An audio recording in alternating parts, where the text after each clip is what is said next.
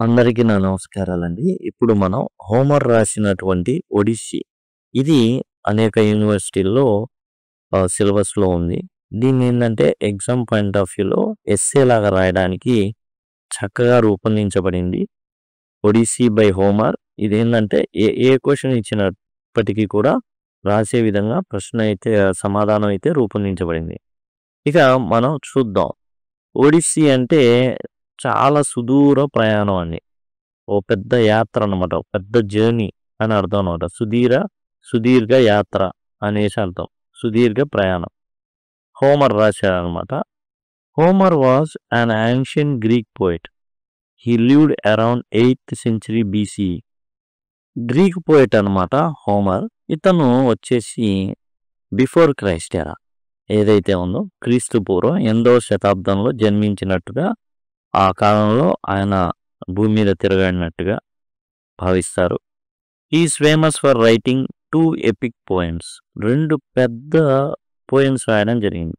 మామూలు కాదు, జీవితాలు సరిపోవు. Just poem 24 పుస్తకాలండి. ఒడిస్సీ మనం చెప్పుకునే ఒడిస్సీ 24 పుస్తకాల్లో ఉంది. అంత పెద్దదన్నమాట. Which are considered some of the greatest works of ancient Greek literature. అసలు యాన్షియెంట్ గ్రీక్ ప్రాచీన గ్రీకు సాహిత్యంలోనే అత్యంత పెద్ద గ్రంథాలు ఇవి. ఇలియడ్ కానీ ఒడిస్సీ కానీ. Homer is one of the most respected and influential writers in history. అసలు ప్రపంచ చరిత్రలో గ్రీకు చరిత్రలో హోమర్కు ఉన్నటువంటి విశిష్టత మరొకళ్ళకి లేదు. ఎందుకంటే ట్రోజన్ వార్ కానివ్వండి, ఇప్పుడు మనం చెప్పుకునేటటువంటి ఒడిస్సీ కానివ్వండి, ఇవన్నీ కూడా అతనికి మంచి పేరు అనేది తెచ్చిపెట్టడం జరిగింది. ఎగ్జామ్ పాయింట్ ఆఫ్ వ్యూలో రాసుకోవడానికి ఈజీగా చూడండి. Homer was an ancient Greek poet. ప్రాచీన గ్రీకు కవి. He lived around 8th century BCE. క్రీస్తుపూర్వం 8వ శతాబ్దంలో జన్మించాడు ఇతను. Is famous for writing 2 epic poems. 2 పెద్ద పోయమ్స్ రాశాడు ఈయన. They are Iliad and the Odyssey. Iliad ఒకటి, ఒడిస్సీ ఒకటి. మీకు ట్రోజన్ వార్ అవన్నీ కూడా ఇలియాడ్లో ఉంటాయి. They are considered the greatest works of ancient Greek literature. ప్రాచీన గ్రీకు సాహిత్యంలో ఇవి చాలా చాలా పెద్ద గ్రంథాలుగా భావిస్తారు. Homer is one of the most respected and influential writers in history. Homer దాంతో చాలా గౌరవించబడే వ్యక్తిగాను అండ్ ఇన్ఫ్లుయెన్షియల్ రైటర్. రాబోయే భావితరాల్లో చాలా మందిని ఈయన ఇన్ఫ్లుయెన్స్ చేశాడు తన యొక్క రచనల ద్వారా. ఇక అసలు ఒడిస్సీస్ నోట్స్ అండి. ఇది హోమర్ గురించి తెలుసుకున్నాం కదా. ఇప్పుడు ఒడిస్సీ నోట్స్ ఏంటి యాక్చువల్గా దీనికి సంబంధించిన సమ్మరీ స్టోరీ అన్నీ కూడా మనం వేరే వీడియోలో డిస్కస్ చేయడం జరిగింది. ఇక్కడ కేవలం ఏంటంటే జస్ట్ నోట్స్ మాత్రమే మనం చెప్పుకోవడం జరుగుతుంది.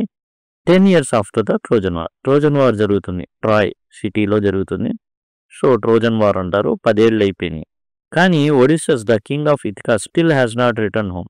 యుద్ధం అయిపోయాక చాలామంది ఇళ్ళకి వెళ్ళిపోతారు. జనరల్గా అందరు ఇళ్ళకి వెళ్ళిపోయారు. కానీ ఒడిస్సస్ మాత్రం తన ఇల్లైన ఇథికా రాజ్యానికి రాలా. In his absence greedy men called suitors have taken over his place. దాంతో ఇతను ఇంటికి చేరకపోయేసరికి చాలామంది ఏమని భావించారంటే ఆ యుద్ధంలో ఎక్కడో కనుమరుగైపోయాడు, చచ్చిపోయాడు, ఇక రాడు. ఇథికా రాజ్యంలో రాణి ఒక్కతే ఉంది, పెనోలెపే. ఆమె కూర్చొని కొడుకున్నాడు టెలిమాక్యూస్. ఇప్పుడు వీళ్ళు ఏం చేశారంటే మరి రాణికి రాజు కావాలి కాబట్టి పెనోలెపేని అభ్యర్థించేవాళ్ళు. అంటే అభ్యర్థించడం అని కాదు కానీ నన్ను పెళ్లి చేసుకో అని. ఈమెని చంపితే లాభం ఉండదు, రాజ్యం దొరకదు. కాబట్టి ఆమెతో గనక సయోధ్యగా ఉండే వివాహం గనక జరిగితే ఇథికా రాజ్యం వారిదే అండ్ రాణి వారిదే. కాబట్టి ఈమెని బుజ్జగిస్తూ బెదిరిస్తూ బతికేటటువంటి ఒక గుంపు రాజప్రసాదం ఆ ప్యాలెస్లో చోటు ఉన్నారనమాట. They want to marry his wife Penelope. Ithaca రాజ్యంలోని రాణి ఎవరు? పెనోలెపే. పెనోలెపే ఎవరు? ఈ ఒడిస్సస్ ఉన్నాడే, ఈ ఒడిస్సస్ ఇంటికి రాలేదు చూసారా, అతని యొక్క భార్య Penelope. She stays loyal to Odysseus but their son Telemachus is too young to fight them. ఇప్పుడు ఈమె ఒడిస్సస్కి చాలా చాలా విధేయురాలుగా ఉంది. ప్రాతివత్యం అంటాం కదా, పాతివ్రత్యం. దాని చొప్పున భర్త ఒకళ్ళే కాబట్టి నేను పతివ్రతగా ఉంటాను, అదే విధంగా ఉంటాను, నేను వేరే వాళ్ళని పెళ్లి చేసుకోను, నా భర్త బతికే ఉన్నాడు అని ఈమె చెప్తూ ఉంటుంది. అయితే కొడుకున్నాడుగా టెలిమాకస్ వీళ్ళందరినీ తరమొచ్చు కదా అంటే ఇతను చాలా చిన్నవాడు. The gods on Mount Olympus argue about Odysseus fate. ఇప్పుడు ఈ ఒడిస్సెస్ ఉన్నాడు కదా! యుద్ధం జరిగింది. ఇంటికి వెళ్ళాలి. కానీ ఇంటికి కారణం ఏంటి? కారణం ఏంటంటే ఈ ఒడిస్సెస్ దేవతల తరపున దేవతలకు వ్యతిరేకంగా పోరాడాడు. ఇప్పుడు ఎవరైతే ఓడిపోయారో డైరెక్ట్‌గా దేవుళ్ళ మీద ప్రతీకారం తీర్చుకోలేక మధ్యలో ఉన్న ఈ మనుషులు ఎవరైతే ఉన్నారో వాళ్ళ మీద ప్రతీకారం తీర్చుకోవడానికి బయలుదేరారు. ఇగో హర్ట్ అయింది. ఆ ఇగో హర్ట్ అయింది కాబట్టి ఎట్లాగైనా సరే మరి దేవతలు వీడి వైపున్న ఎవరైతే దేవతలు, దేవుళ్ళున్నారో వాళ్ళందరూ గెలిచినోళ్ళు. ఈ ఓడిపోయిన వాళ్ళందరూ కూడా పగబట్టారు ఇప్పుడు ఒడిస్సెస్ మీద.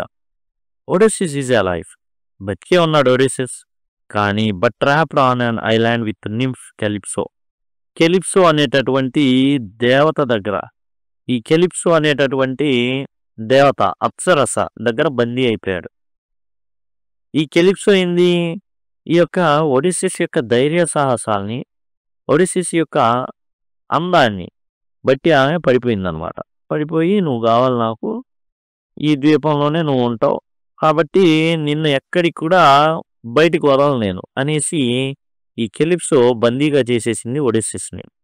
The goddess Athena who supports him helps Telemachus search for news about his father. అయితే ఈ క్యాలిప్సో వీటిని ఏమాత్రం డీల్ చేయలేని వాళ్ళు ఏం చేశారంటే అటు నుంచి నరుక్కొని రాకుండా టెలిమాకస్ వైపు నుంచి, కొడుకు వైపు నుంచి నరుక్కొని వద్దాం. ఎథినా ఏం చేసింది? టెలిమాకస్ దగ్గరికి వెళ్ళి మీ ఫాదర్ బతికే ఉన్నారు అండ్ అలాంటి సమాచారం ఏదైతే ఉందో అతనికి అందించడం జరిగింది. Meanwhile the suitors plot to kill Telemachus. ఇదే సమయంలో ఇక్కడ ఎవరైతే యాంటీగా ఉన్నారో వాళ్ళు ప్లాన్లు వేస్తున్నారు. టెలిమాకస్ని లేపేస్తే ఒడిస్సెస్ యొక్క కొడుకుని లేపేస్తే పని అయిపోయింది. ఎందుకు? అప్పుడు రాజకీయంగా వారసత్వదారుడు ఎవడు ఉండడు. ఇప్పుడు దాకా పెన్నెలపై పెళ్లి చేసుకోవట్లా, కొడుకున్నాడనేగా. కొడుకుని లేపేస్తే ఎవరినో ఒకళ్ళని పెళ్లి చేసుకునిద్ది అనేటటువంటిది. The god Zeus order Hermes to free Odysseus. ఇక జ్యూస్ ఒలింపస్ మీద ఉండేటటువంటి జ్యూస్ ఏం చేస్తాడంటే హెర్మీస్ అనే వ్యక్తికి ఆర్డర్ వేస్తాడు. అదే దేవతలు వీళ్ళు ఉంటారు కదా, ఆర్డర్ వేస్తాడు ఒడిస్సెస్ని విడిపించు అని. Calypso lets him go. ఇక గత్యంతరం లేక కెలిప్సో ఏం చేస్తుందంటే వదిలేస్తుంది. But Poseidon the sea god is angry because Odysseus once blinded his son the Cyclops Polyphemus. ఇక్కడ ఈ రాక్షసుడు ఉంటాడండి సైక్లోప్స్ పొలిఫెమస్ అని. తన్ను తాను కాపాడుకోవడానికి ఈ సైక్లోప్స్ పొలిఫెమస్ని ఒడిస్సెస్ ఏం చేస్తాడంటే కన్ను పొడి చేస్తాడు, కన్ను తీసేస్తాడు అనమాట. దాంతో గుడ్డోడైపోతాడు.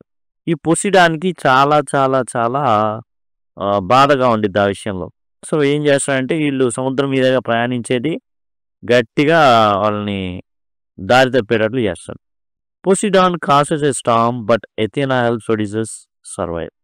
పొసిడాన్ తన యొక్క కొడుక్కి చేసినటువంటి ఏదైతే మరి కన్ను తీసేయడం, గుడ్డోని చేశాడు కాబట్టి పొసిడాన్ ఏం చేశాడంటే సముద్రంలో పెద్ద తుఫాన్ని కలగజేసి దారి తప్పేటట్టు చేద్దాం అనుకుంటే ఎథెనా ఏదైతే ముందు నుంచి హెల్ప్ చేస్తుందో టెలిమాకస్కి తండ్రి బతుకున్నాడనే విషయం చెప్పడం కానివ్వండి, ఆమె ఏం చేసింది అంటే ఒడిస్సెస్ బతికేటట్లుగా చేస్తుంది. He reaches the land of Phaeacians who listen to his adventures and help him return home.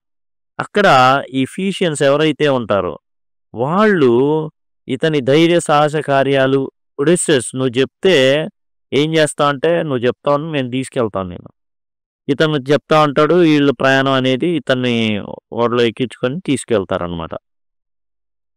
Disguise as beggar. చివరికి ఫీషియన్స్ వీళ్ళని ఒడిస్సెస్ని అక్కడ ఇతకా రాజ్యానికి తీసుకెళ్తారు డిస్గైజ్డ్ యాజ్ బెగ్గర్. అయితే ఇప్పుడు 10 ఏళ్ళు అయిపోయింది, రాజు ఎవరో ఏం కథో ఏమో తెలియదు.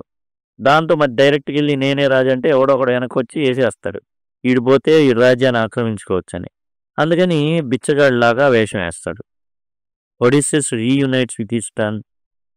ఇక టెలిమాకస్ని కనుక్కొని విషయం అంతా తెలిసిపెట్టి ప్యాలెస్లో ఉన్న వాళ్ళ గురించి, కొడుకు గురించి, భార్య గురించి తనకు నమ్మకంగా ఉండడం ఇవన్నీ విషయాలు తెలుస్తాయి. కొడుకుని కలుస్తాడు. Together a plot to defeat the suitors. మొత్తాన్ని వేసి పడేయడానికి సిద్ధమవుతారు తండ్రి కొడుకులు. Penelope holds a contest. స్వయంవరం ప్రకటిస్తుంది పెనోలెపే. భర్త వచ్చేసాడు తెలిసిపోయింది. ముందు కుక్క పసిగట్టిద్ది. ఈ యొక్క ఇథికా రాజైనటువంటి ఒడిసిస్ రాకని కుక్క పసిగడుతుంది. ఆ తర్వాత పనామ, ఆ తర్వాత భార్య ఎప్పటికో వాళ్ళ ప్రేమ రహస్యాలు చెప్పుకొని అప్పుడు గాని నమ్మదు పెనోలెపే.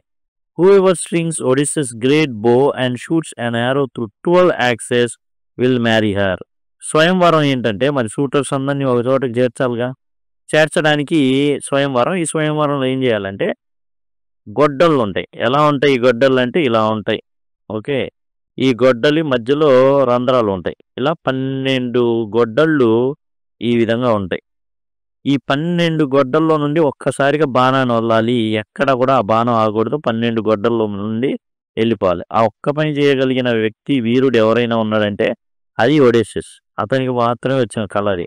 అందుకని only Odysseus can do it. Odysseus మాత్రమే చేయగలడు కాబట్టి అలాంటి స్వయంవరంలో అలాంటిది ప్రకటించింది. He then reveals himself and with Telemachus defeats the shooters.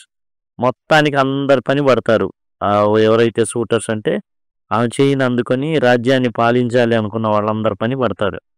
Finally Odysseus reunites with Penelope and his father.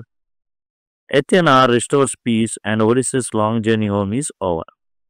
ఇక ఒడిస్సెస్ ఏదైతే తన భార్య కోసం ఇంటి కోసం తాపత్రయపడ్డాడో ఎథీనా ఏం చేస్తుంది? ఎథీనా ఎవరు అంటే ఒక జస్ట్ దేవత. దేవత అనమాట. ఈ ఎథీనా దేవత ఏంటంటే టోటల్గా వీళ్ళకి ఆ రాజ్యంలో శాంతి భద్రతలు ఉండేటట్లుగా ఇవన్నీ కూడా చేస్తుంది. భార్యాభర్తలు ఇద్దరు కలుస్తారు, కొడుకు తండ్రి కలుస్తారు. దీనికి సంబంధించిన టోటల్ స్టోరీ ఉంది. అసలు ఎన్ని ఆపదలు ఎదుర్కొంటాడు లోటస్ ఈటర్స్ అనేసి. తర్వాత వచ్చేసి క్యాలిప్సోస్ కానివ్వండి, ఇలాంటివి రకరకాలైనటువంటి ప్రమాదాలు, సైరన్స్ అయినాయి, రకరకాల ప్రమాదాలని ఎదుర్కొంటాడు. 10 ఏళ్ళు పట్టిద్ది దాటి రావడానికి ఒడిస్సెస్కి. యుద్ధం అయిపోయిన తర్వాత అంతలా పగ పెంచుకుంటారు దేవతలు. ఇవన్నీ కూడా ఎటువంటి ఆపదలు ఉన్నాయి అన్నీ కూడా ఒడిస్సిస్ స్టోరీ అనే వీడియోలో చేయడం జరిగింది. దయచేసి దాన్ని చూడండి. Thank you. Thanks a lot.